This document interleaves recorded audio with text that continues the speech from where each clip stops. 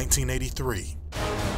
Amongst a wave of popular anti-heroes, vigilantes, and animalistic mercenaries, artist Keith Giffen and writer Roger Slifer introduced the world to a brand new villain in their popular Green Lantern spin-off, Omega Men. That interstellar bounty hunter was named Lobo. Initially introduced as an over-the-top parody of the aggressive and hairy heroes of other comic companies, Lobo was instantly adored by the fans and quickly evolved into the biggest badass in the universe. Leaving behind his purple and orange spandex, Lobo adopted the style and attitude of a typical American biker gang thug, frequently sporting a leather vest and boots over his ghostly white skin.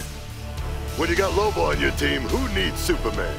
Traveling the universe on his galaxy-hopping space hog, Lobo often leaves a trail of bodies in his wake. His aggressive demeanor and penchant for violence spans all the way back to his homeworld, where he single-handedly obliterated all of his kind in one genocidal swoop. For the past 30 years, Lobo has faced off against most of the DC universe, including Batman, Aquaman, and even the big man himself, Superman. Say it. I can't hear you! With superhuman strength and near invulnerability, Lobo was a deadly force to be reckoned with. After hell rejected him and heaven couldn't handle him, Lobo was permanently banished from the afterlife, making him fearless of death.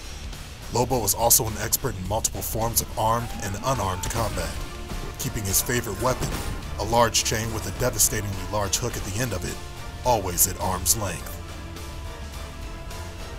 Today, as a Zarnian slaver, Lobo is still on the hunt for the next great bounty. But will the heroes and villains working under Superman's regime allow Lobo to wreak havoc on Earth, now that all crime has been abolished?